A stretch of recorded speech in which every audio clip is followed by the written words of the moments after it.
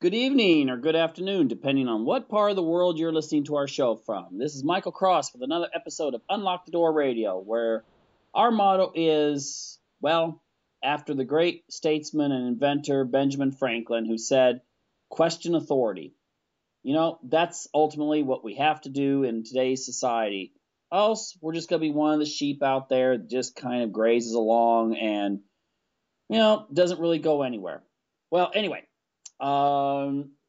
tonight we're going to have kind of an unusual format because I've had a lot of questions about what my books are all about and so forth.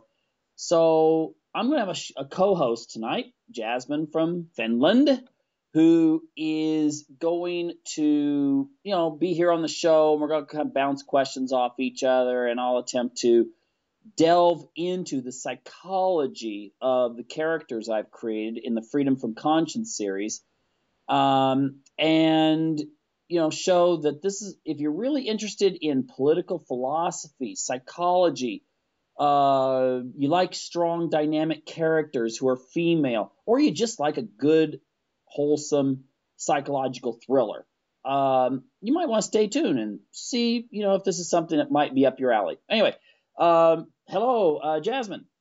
Hi, Well, thanks for having me. oh, no problem, because you know what? Now you're going to be having me, because you're going to be pretty much interviewing me on this day here, so I can answer questions in this format. Well, I'm just going to turn it over to you. Go ahead, Jasmine, have at it, and you can ask me any question you want. Oh, great. As you know, very few times do women have such powerful positions in books, TV shows, or, well, movies. Yet you seem to do a great job in all of your books, since the character you have created is a young woman. Now, as a man, why did you choose to write from a female perspective? Okay. Well, I know it's kind of a challenge to do that. Of course, Yeah. Anne Rice, she's able to delve into the minds of male vampires pretty good. Um, the reason I chose a female is exactly what you just said. I think that if you take a look at popular culture, you will find that women usually are supporting roles in most of our movies, novels, especially the more psychological thriller style of novels. If you do have a leading female character, she's usually kind of crazy. Like if you look Mm-hmm. at, yeah, I mean, if you look at some book like, was it Stephen King wrote Misery, and Yeah. and you got a very strong character, but she's also kind of off her, off her lid. She's so ultimately, usually when you have a strong female, there is she's supporting a stronger male character. And if you look at movies, you rarely see leading women talk to one another. If it's some sort of central planning or something. If it's a chick flick, yeah, they're gossiping about some guy they've got the hots for. But usually you don't see women actually taking leading roles and discussing things and so forth. So I thought it would be interesting to create a female character who is strong, who's dynamic. Now, true, I make her a psychopath, but there's a lot of reasons for that, which we can get into later. I think, though, that a good, strong psychological thriller in which a female is the lead character, showing that the female can take the full responsibility and you see things through her eyes, I think is very important, especially for, younger women who are looking for something where they, while they might not see this as totally a role model, the strengths that she demonstrates could be seen as role models. True. Good point. Um, so my second question is, I and many other readers have fallen in love with Melanie. She's such an awesome, strong character. But you present her as a psychopath. And we, especially me, I feel such a connection to her. I mean, almost as if drawn to her. Why do you think that is? Well, now there's where we get into the politics. Um, and again, we can get into politics even more details later when we talk as the book series develops. The thing about someone who is psychopathic, a lot of times you hear psychopath and you think of just some crazy person sitting in their basement, clipping out newspaper articles about some serial killer, usually themselves, and just being kind of crazy, kind of like a Silence of the Lambs. What is that guy's name? Buffalo Bill, or he, the one that was, that they're looking for, who's a serial killer, and that's not a true psychopath. Yes, many serial killers and so forth are psychopaths, but I think a lot of times we forget that many of the first of all, in literature, there are quite a few psychopaths out there that we wouldn't think of as psychopaths. Now, this is just my conjecture, but just going by what I have studied in psychology in regards to psychopaths, I would say, for instance, the Clint Eastwood characters from those old spaghetti westerns. He's definitely a psychopath, but he's an anti-hero. He's someone that you really relate to. You're just really supporting him. He's the good guy ultimately in all those westerns, but he's not motivated really by the love of the village he happens to wander into. He's not motivated by some religious or philosophical principle. He kind of comes in, someone does him wrong, and he gets revenge. But in the process, as the anti-hero, he does the right thing, but maybe not necessarily for some higher ideal. The same could be said of James Bond. He shows very little remorse. The older James Bond movies, he jokes when he kills off a villain. So he adds humor to what would normally be a very morbid scene. But ultimately, if you look at his characteristics, I think he very much fits the role of a psychopath. People can look up Robert Hare's research or Checkley's list of what is a psychopath, and a lot of the qualities are actually quite endearing. And maybe that's the reason why we elect so many to politics. And I don't mean that in a flippant way. We do elect a lot of psychopaths to politics because ultimately we want people who we can fall in love with their persona. And so I developed the character in such a way that a reader, first of all, you get to see why she's the way she is. You read about the first few chapters of the first book, you get an idea of, well, most people can relate to this, a really bad childhood. She's picked on a lot by her peers. She doesn't really relate to teachers very well. She's an outsider in every respect. And many, many, many people, maybe the majority, have found themselves in the same situation at one point in their lives, or maybe their whole life. So you see that, and then you see her develop as a character. You see her develop into this person who, yes, ultimately does become a vigilante serial killer, but she's doing it to get revenge on bad people who've done really, really bad things. And she's a much deeper character than sometimes the psychopaths you see on TV, like that really I don't think are really, a lot of times they're not psychopaths, just because they're serial killers. They're not psychopaths. Often they can be Aspergery. But in my personal opinion, most of your best psychopaths would be like a James Bond character, a Clint Eastwood character, maybe even to a certain degree a Captain Kirk character. Although sometimes there's other things that come in there. It might be surprising.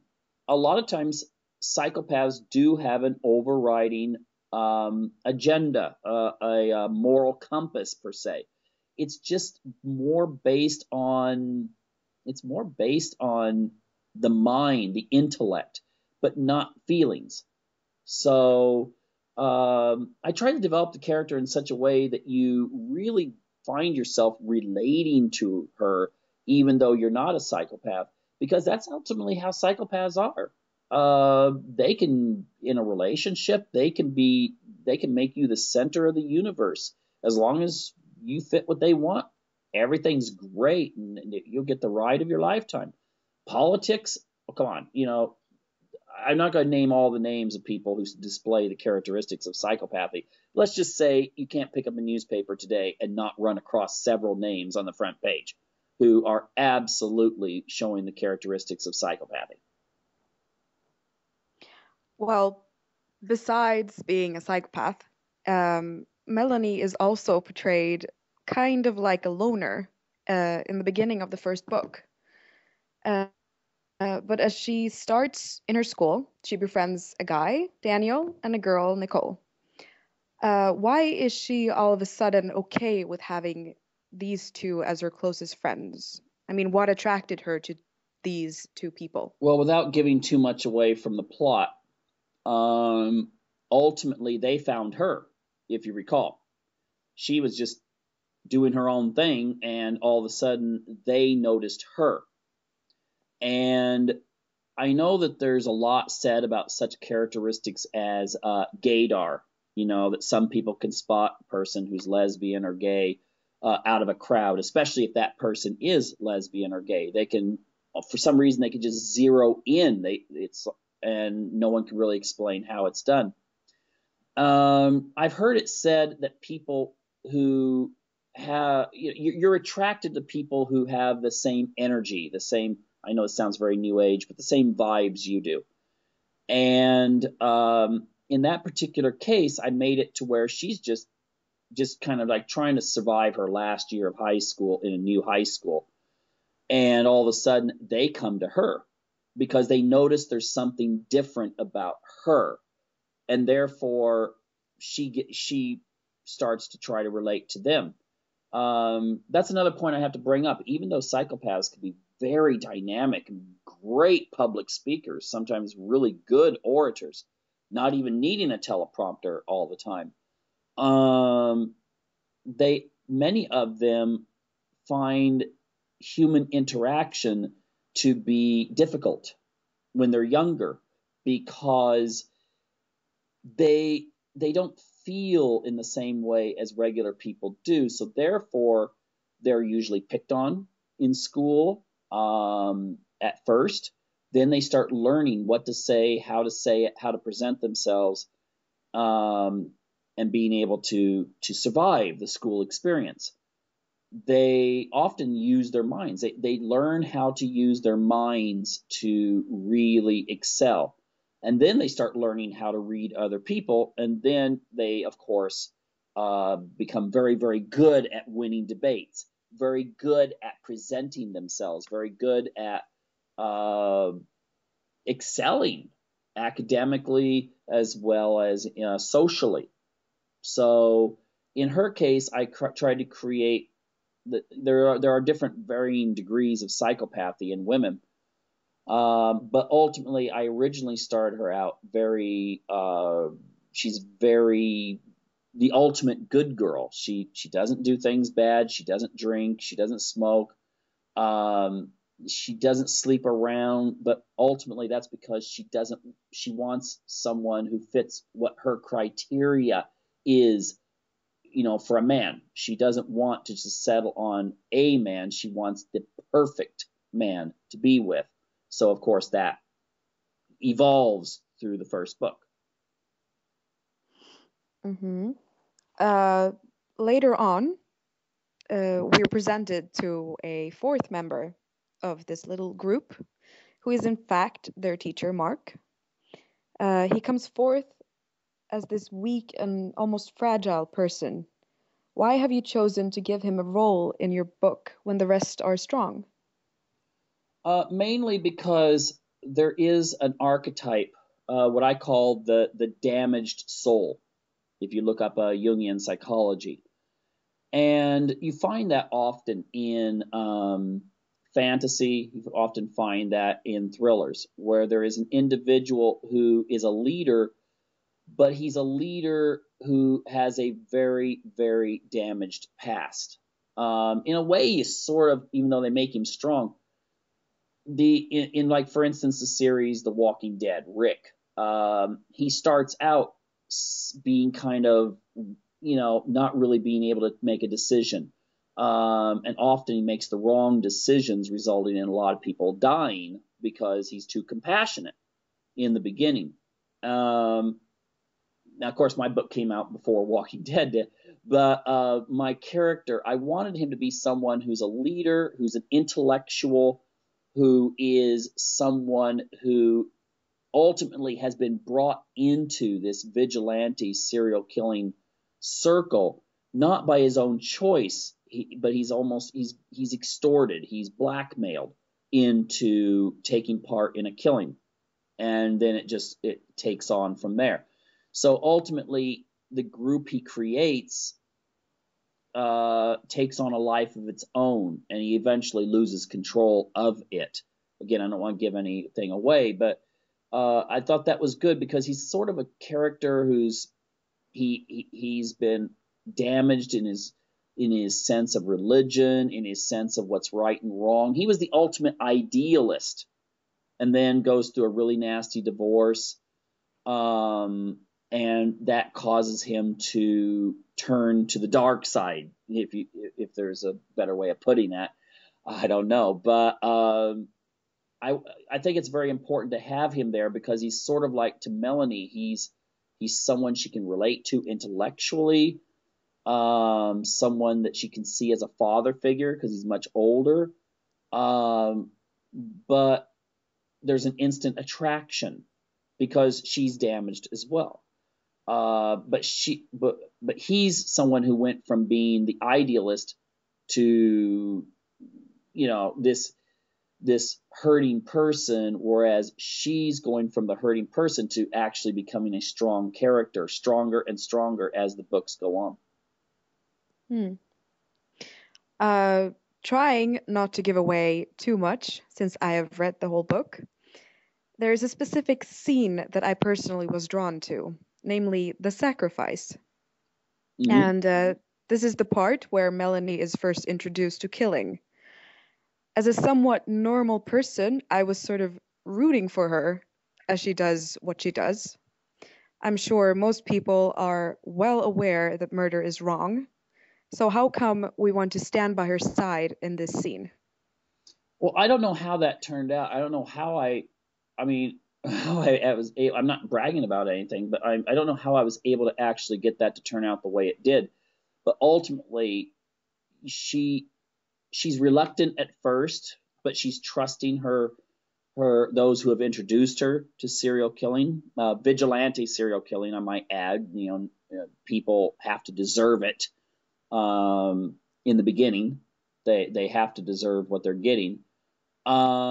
She's trusting them. She's trying to impress her friends. Now, I will note this, by the way, there are groups I've read about who, usually younger people, who you do have 2 or 3 or 4 people who go out and do these kinds of things. And ultimately, they had to bring someone in. And so I deal with the dynamics of how you feel around this person and find out if they're truly what you want to bring into your group, and that she or he won't turn on you and go to the police.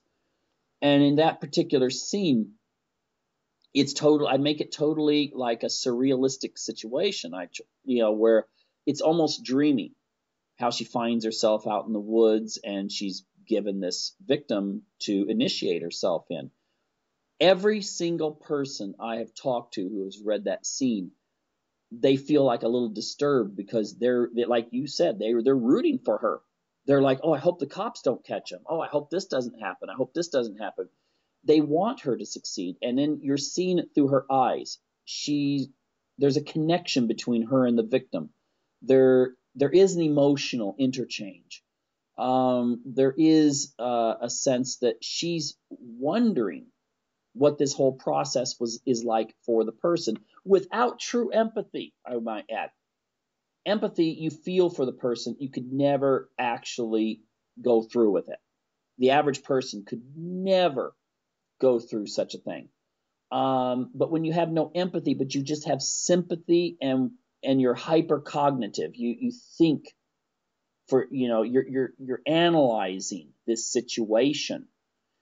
Then then this is the way that she's actually seeing it, and this is the way a psychopath would actually see such a situation. It wasn't thrilling for her. It was like, I wonder what this is like. And then I try to do that for the reader. They are right there with her, seeing it through her eyes. And that's why many of them, they'll read that and they'll kind of be like in a kind of a sweat, like, oh my gosh, I mean, that was enjoyable.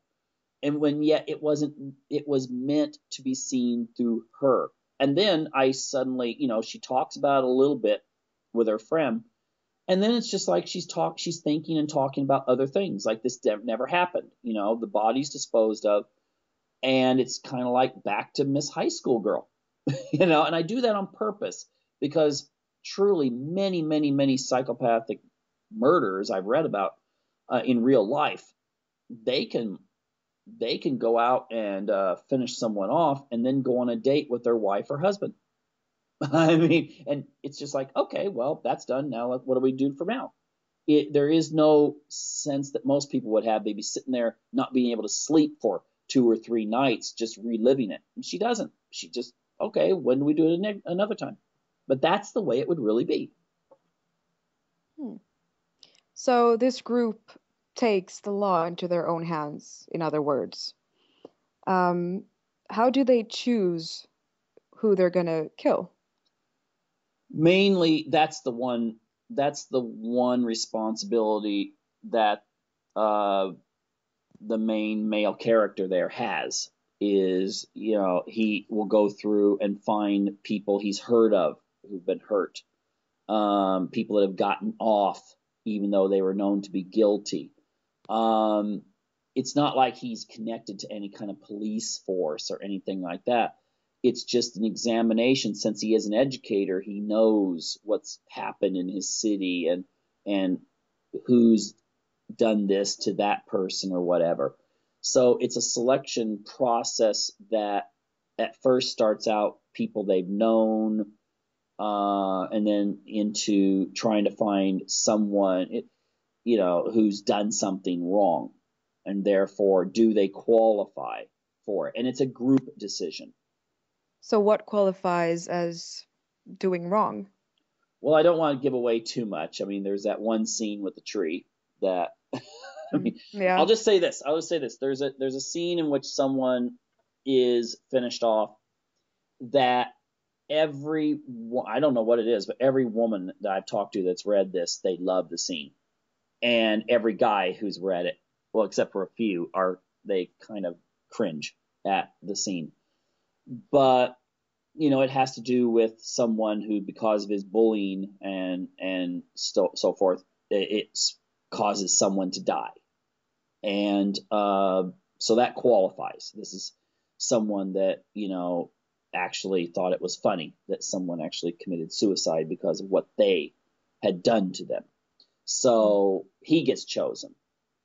And then as time goes on, there's, of course, the scene where they run across someone who's actually in the process.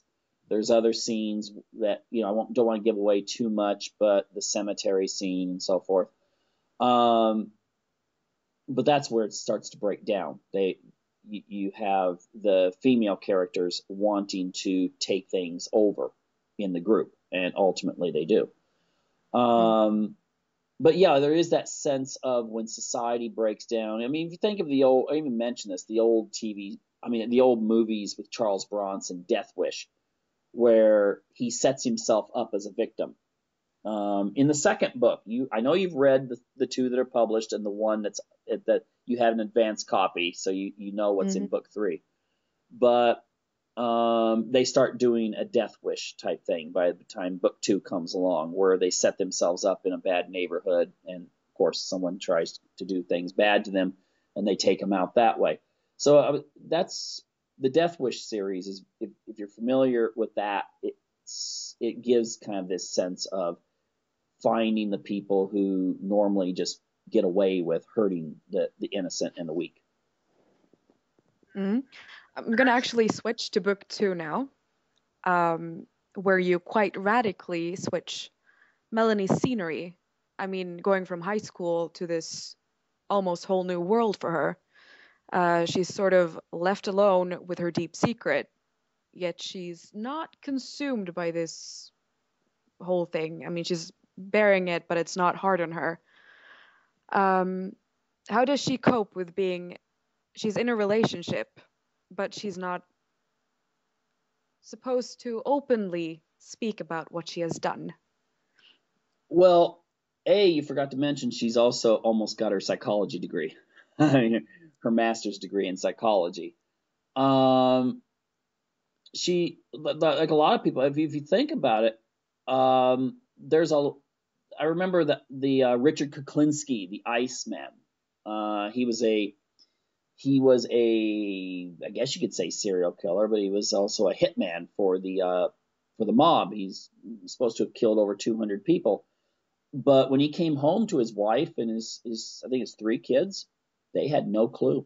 They never knew anything was wrong until at the end, where an FBI informant finally got him. He was a plant, and they finally caught him. And it's just like, Dad's not a businessman. He's a killer. I think people have that ability. The main focus in book 2 starts turning into how she's going into her life. I mean, she's like 22 at this point, almost with her master's degree. And now she starts opening up to relationships. She's closed herself off in college and just rushed through a master's degree program as fast as possible. And then I explore the whole idea that most psychopaths tend to be what you call, I'm not going to use the word bisexual, but ambisexual. They see sexuality as cerebral, or they see it as, well, fun. I mean, if you want to go just to that area. So often, especially with female psychopaths, they tend to, they'll bounce around relationships or hold relationships with a guy, a girl, or whatever, all at the same time, and be able to juggle these while keeping secrets from them. Now, of course, she doesn't tell her first relationship since book 1. She doesn't tell this person that she's done anything that's murderous. But I think there's a lot of cases where people have done some pretty nasty things, and they just, if it doesn't bother them, they can keep it under wraps. It's just like, well, you don't tell everyone about all of your sexual conquest when you meet a new person. Most people don't. They'll, well, there was 1 or 2, like that. But in this case, it was her history as a vigilante serial killer, and so therefore she keeps it secret from this person. So the further you read, you notice how her purity sort of disappears. Why have you decided to make her colder and more sexually open? Well, first of all, one of the defining characteristics that Hare points out, it's not true for everyone, but it is a defining characteristic, is sexual promiscuity. And often it's because the person doesn't have the strong empathy that would make them feel guilty if they cheated on a husband or wife, boyfriend or girlfriend. They also have this charm that seems built into their personality, and also thrill seeking. And so often the art of seduction becomes something that is fun. It's like a game to a large degree. Now, in her case, what I thought I would do is, instead of just saying, okay, now she's just out there, with everyone and doing her thing with whoever she pleases. Instead, I wanted to make it deeper than that, in the sense that, in high school she was lonely. She didn't actually have a relationship with someone, and then that ended, and so her character suddenly now is presented with opportunities. And in a sense, she becomes almost, as the book series goes on, she becomes a collector of individuals, of people. So she can't hold a friendship. She has to make it deeper because she's afraid of losing those people. So in a sense, I could bring up a really nasty example from real life, but one of the explanations as to why Jeffrey Dahmer ate his boyfriends or men he was with was because he didn't want to lose them. He felt so lonely. And in her case, she doesn't eat anyone, but she gets into one relationship and then starts another one, and then she tries to figure out how she's going to deal with this, because she all of a sudden now she's got, here's a relationship, here's a relationship, here's a relationship, but she's not really trying to use those people. That's not what she's really trying to do. She's afraid of losing them. And so therefore it gets very complicated for her with some pretty disastrous consequences as the book goes on.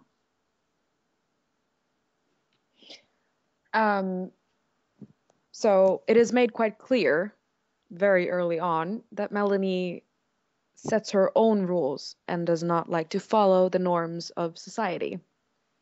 This is made clear in book 1 even. But why have you wanted to make her so rebellious when it comes to that aspect? Well, she's not really rebellious. She's very Nietzschean. Friedrich Nietzsche was the one, who is the one who said that I know it sounds arrogant, but Nietzsche felt that the superior Uberman and Uberwoman should not, they're the ones that should not follow rules just because society says they should, because most of society just follows rules to fit in. Whereas there's a small number of people who really think about those rules, who say, well, why?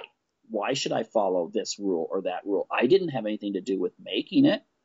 So what I do is I present, even though, yes, she's psychopathic and so forth, but often it is people that are psychopathic who are the ones who question and ask, well, why? And so in her sense, she's like the ultimate libertarian in a way. She sees what brings her happiness and joy, but also a sense of doing what she wants to do, and then she just does it. And again, sometimes that people can relate to that. She wants to live her life as she pleases and so forth. But other times that might involve some pretty nasty retribution against some individuals. Notably in the first, she starts back into her vigilante ways with a child molester / murder, and finishes him off. And he's not the only one, of course. But the thing is that, I want to present kind of this thing about how far can we take our freedoms in that we're given, and how far should we let society constrain us as to what we see as right and wrong and what we're willing to do. And of course, I deal with relationships in that as well, as not to give away any endings, but ultimately in the end, she works out a solution in relation to her relationships that is, I have never seen it in any book or TV series or movie. Ultimately, her solution to that particular dilemma when it comes to choosing who do you be with. Later on in this book, it comes to a point where she is almost torn between two people that she has very strong feelings for. Do you believe that she's truly capable of loving, considering she's a psychopath? Yeah, but again, it's on a level that most people don't understand, and it's a danger. It's playing with fire. It's like if you have a pet mountain lion. The mountain lion can be very affectionate to you, but at some point it may turn on you, and if it does, it's not going to be with good consequences. And that's true for psychopathy. There are many psychopaths who are very loyal, and I always use this whenever I do an interview about psychopathy. A psychopath can be very loyal to their husband, their wife, or their mistress.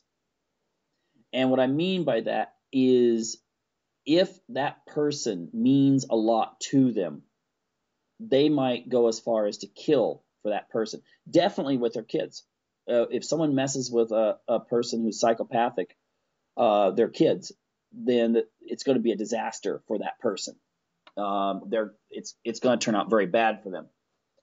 And so they're not devoid of feelings. They're not robots. They have feelings, but they have an ability. Now, this has been shown in research on psychopathy that a psychopath can turn on or turn off empathy in their minds at their own will. So if they're with someone, they can actually form an empathy bond with that person. It might, but then again, most of us say, well, yeah, but that would be with that one and only special person. Now, a psychopath would not look at it that way. Psychopath may feel like, I'll use a male in this example. A man could feel very much love to his wife, but also an equal amount of love to his mistress. So this is something that people would say, no, you don't really love them. Well, in their mind, they do. And in a sense, they really do. But it's one of those things where, again, the best analogy you can come up with would be like a mountain lion. You know, that mountain lion may love you back, might be as nice as a little pussycat, but, you know, it's going to be on their own terms, and it could wind up bad. So in this sense, the fact that she's so torn between these people is that she's gone through her life without love, and all of a sudden now she's got it, and she doesn't want to let go of it. And she's worried that if she lets go of one, the other one might leave, and so forth. So therefore, she doesn't want. She tries to juggle all of these relationships, and again, that causes a lot of problems for her. So again, the book is not only about her going out and killing people. That's almost like a side note. It'd be like a story about someone who's really into baseball, and they go to a few baseball games, but ultimately it's about his relationship with his wife. That's the way this book is too. It's not about a serial killer. It's about an individual coming to terms with society and her own psychology, and also relationships. I deal with a lot of stuff with relationships that a lot of times don't even get covered in novels or even in movies. Hmm. I actually noticed that Melanie is a collector of people, but not in that psychopathic way where she keeps parts of limbs, but in that sort of I just need to have these people with me type of way. Why do you make her do that? Because that shows ultimately her own vulnerability. Her own, I mean, she's like a child. She doesn't want to let go of anyone. So it's in a sense, of course, she's not a child, but in a sense, you can relate to that. Everyone's been in a situation where they love one person and love another person. It might be, you know, two different boyfriends, two different girlfriends, and so forth, and you had to make that choice. There are some people that choose not to make the choice. I mean, come on, look at all these shows on TV about polygamists. You know, I mean, usually it's a male though. It's always like, oh, polygamy, that's where a man is in charge, and so forth. Women can do the same thing.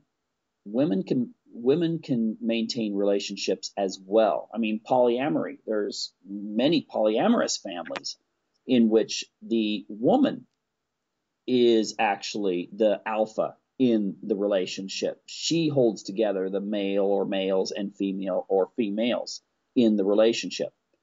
But in Melanie's case, you feel for her when she's aching through this.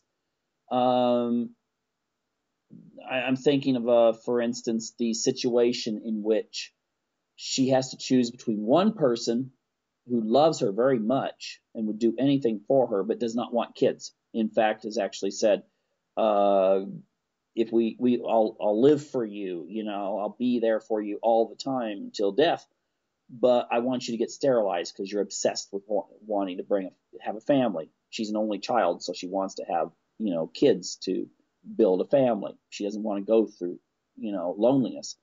Whereas the other individual who comes into her life, who doesn't know her secret, the one does, this other one doesn't, they want to have a family.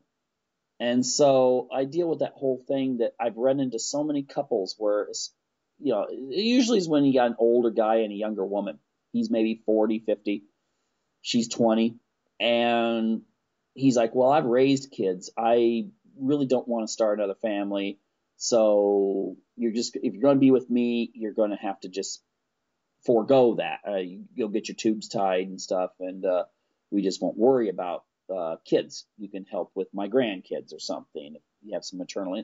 I think that's horrible. I think that's absolutely horrible. But I present this in the book, in book number 2, in which she has to choose between one individual who really loves kids and the other one who's scared to have kids. So this is something people go through. And again, it's a social commentary. And I deal with it, and I'm not going to tell how it winds up. But I suppose book number 3, if you deal with that at all, people will know the answer as to how that turned out. You don't mention Melanie's mother that much. Yet when her mother dies, she goes into sort of like a darker place. So what importance does her mother have in this book? Well, I've just noticed, have you ever noticed that Disney shows, the mother's usually gone? It's usually a stepmother, or the mother dies early on. Mm-hmm. And again, if you want to look at Jungian psychology, often the mother is the stabilizing factor in a person's life. The mother is the one who, if someone's doing something that's a little bit unusual, or the individual wants to do something unusual, they're like, oh, what would my mother think? I mean, that's an old cliche term. But when her mother actually does die, this leaves Melanie with nobody. She has an absent father, left when she was only a few years old, hasn't involved himself in her life whatsoever.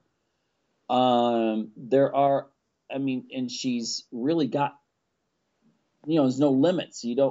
There's just a slight mention of extended family, like an aunt, and who doesn't like her anyway. Thought, she later find out that she urged her mother to get an abortion. When that's really great to have your closest relatives say that. And you don't really hear about grandparents or anything. So she's on her own. So now she can totally define herself without any boundaries whatsoever. So that's why I had her mother die in that, so that it sets her up to now she can take the next step and totally become whoever she wants to be. Okay. I'm going to have to go to book 3 now, which I have read the advanced copy of, and I am very, very impressed with the way you have twisted Melanie's life round. In the previous books, she's been isolated, yet in this one, she has been pulled away from reality, so to speak. She seems to cope very well, considering she's been kidnapped. Why have you chosen to show this side of Melanie? Well, ultimately, it's a situation in which she's kidnapped by a villain. His name's Vincent. Vincent is a damaged individual as well. All of the main characters in my books are hurting in some way. He was a very strong Christian youth pastor type of individual, and he was dedicated to doing good and so forth, he and his wife, until their only daughter gets killed in a freak crime that took place. He turns. He decides that he's going to show God a thing or two, get revenge on God, by killing people.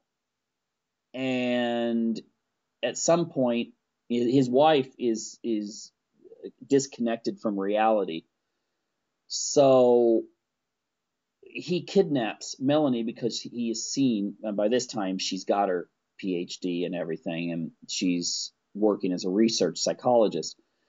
He has seen her some of the writings she's done for a book, and realizes that she is psychopathic. There's no way a person could write this without being psychopathic. And so he comes in and talks with her, and there's a very interesting interchange between them because she thinks that no one can get under her skin, and he does. And she's shaken by this. And later, there's a scene, without giving too much away, where she's abducted from her loved ones. And she's thrown into a basement and left there for several months, where this guy uses some pretty advanced, and I got a lot of ideas from North Korean isolation, in which they use that for brainwashing, where you can break someone and turn them into anything you want them to. And I thought this was good because she's in her own world in book 1 and 2. This is where she gets yanked out of her world, thrown into a total, she's the victim.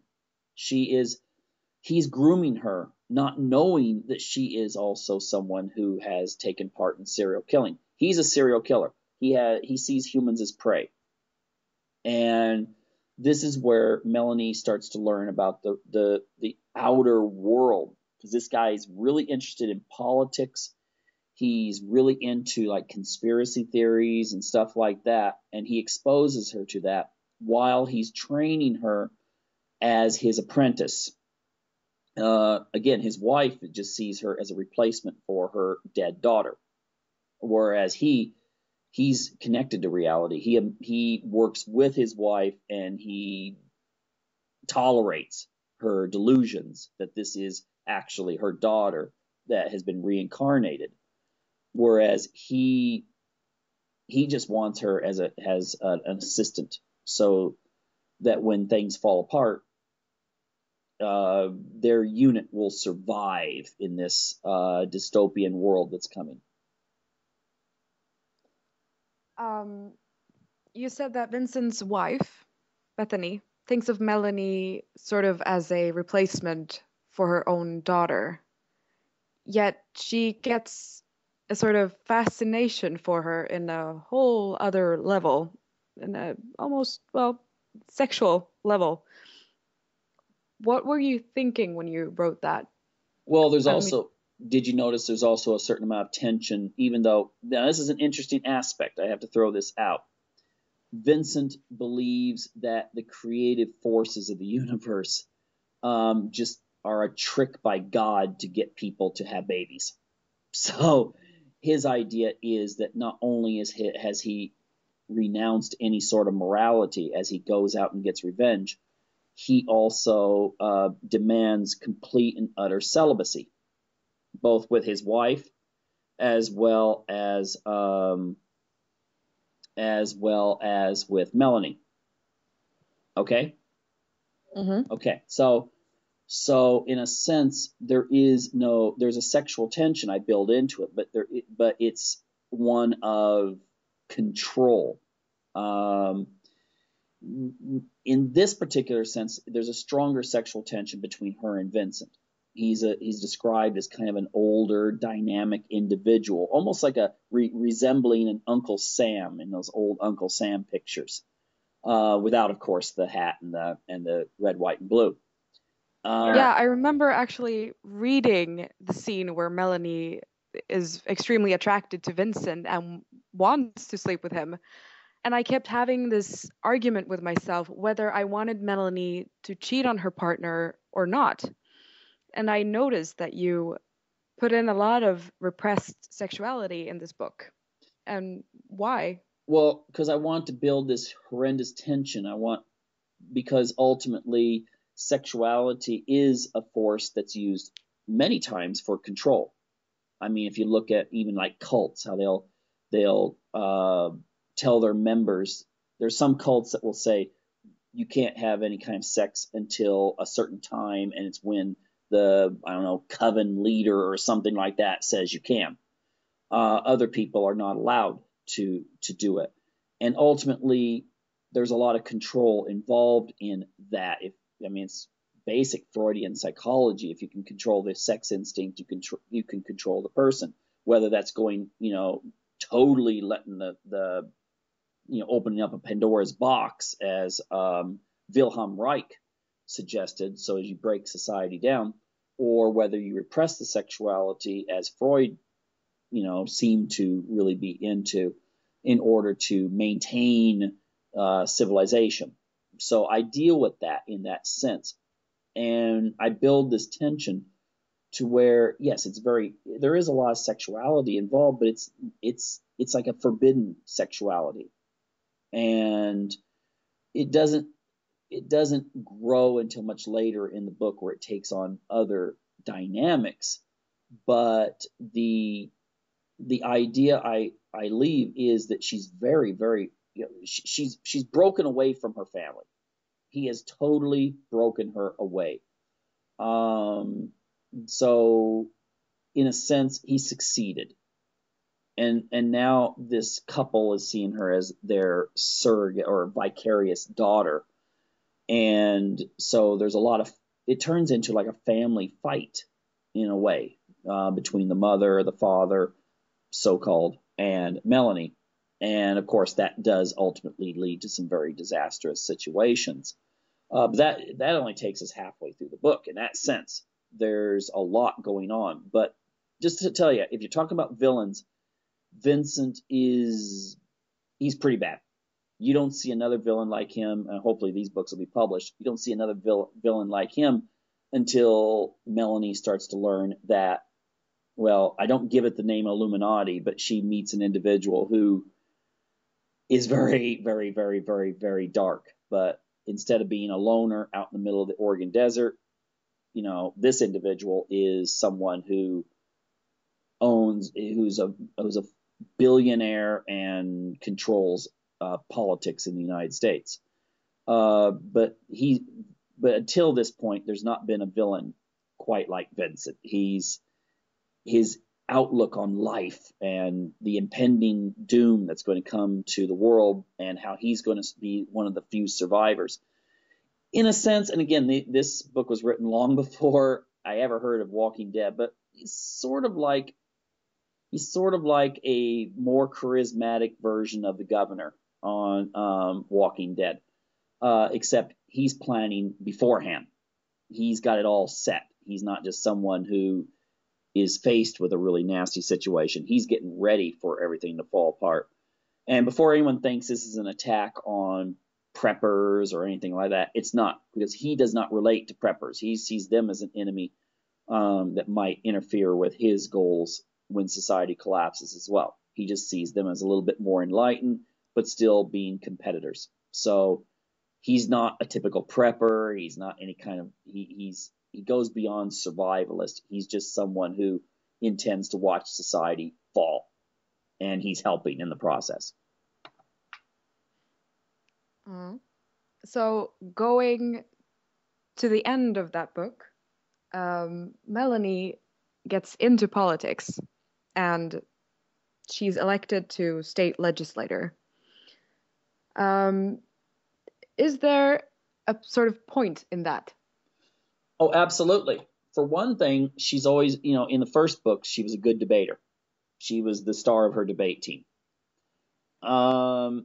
She's interested in politics. She gets in a fight with people in her graduate program because she seems to be the only conservative, and she's surrounded by progressive idealists, and she's not. She's very pragmatic, and she also is quite conservative in her ideals when it comes to family, even though that may seem weird that she has this kind of ambisexual quality about her. She's very, very, very pro-family. And the other thing is that her experiences with Vincent, in which he puts her through ordeals, horrible ordeals, that are even beyond the torture, but also to be able to survive. He's training her to be able to survive all conditions. She has to, for instance, the scene where in the mountains she has to carry a full pack with tent and without shoes on an Oregon dirt trail, which if you've ever been to Oregon and hiked through the Steens Mountains, you would know that's almost uncomfortable wearing tennis shoes to do that. And if you're barefoot, it's really hard. But the torture he puts her through. But he's trying to build her into a strong individual. And at the end, it gets quirky, but I mean, one of the things she keeps is his insistence that you should be able to be let go in the woods, under the worst conditions, naked, and survive. And you should be able to hunt down animals and kill them and eat them, raw right there on the spot, and be able to survive under the harshest of conditions. And she still keeps doing that even after she, returns back to civilization. She frequents the mountains still to do this, and so she builds a strength and a resilience that will come in handy when she then grows in politics. And she will, if the other books get published. She does finally meet her matches when it comes to secret societies and so forth, but with some really surprising results. I